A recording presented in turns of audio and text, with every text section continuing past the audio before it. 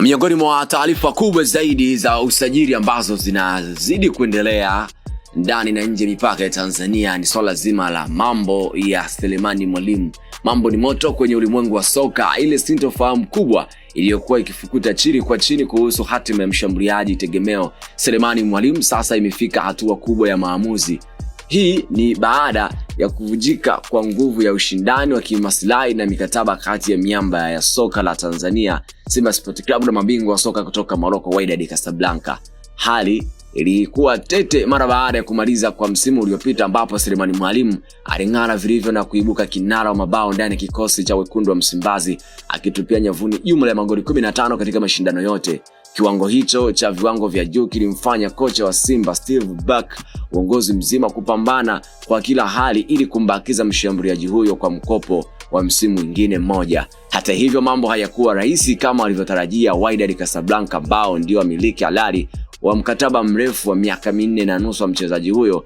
Walishtushwa na taarifa za Simba kutaka kumtangaza Mwalimu bila makubaliano rasmi na ya kimaandishi kutoka kwao. Unatokumbuka zaidi msemaji wa timu ya Simba Sport Club Ahmed Ally alithibitisha kuwa wameweza kuongea na kiongozi ambaye alikuwepo hapo awali kabla ya kubadilisha kiongozi mwingine kuwa wanamhitaji Selemani Mwalimu ndani ya msimu mmoja na kusema kuwa malipo yangefanyika mwishoni mwa mwezi wa 7, lakini hali ikabadilika. Hali ilizidi kuwa ya moto pale Wydad ilipotoa msimamo mkali wakisisitiza kwamba hawatambui makubaliano yoyote mapya mkopo ambayo Simba walijaribu kufanya chini kwa chini na mchezaji huyo. Wydad walisimamia mkataba wao kisheria, huko kocha wao mpya Paul Sergio akitoa amri kali kutoka nchini Morocco. Kocha huyo alisisitiza kuwa anahitaji kuwaona wachezaji wake wote waliokuwa kwa mkopo ikiwemo Selemani Mwalimu waripoti mara moja kwenye kambi ya maandalizi ya msimu mpya ili kufanya tathmini kabla ya kutoa uamuzi wa nani abaki na nani aondoke. Wakati mvutano huu ukiendelea, Mwalimu alikuwa nchini Rwanda kwenye kambi ya Simba iliyokuwa ikijiandaa kwa michuano ya kombe la Sekafa Kagame jijini Kigali, lakini kufuatia msimamo huo thabiti wa Wydad na amri ya kocha mkuu, mchezaji huyo alilazimika kufanya maamuzi ya haraka. Ameondoka nchini Rwanda na kurejea jijini Dar es Salaam kwa lengo la kukamilisha taratibu zote za visa na safari tayari kuelekea nchini Morocco kujiunga na waajiri wake.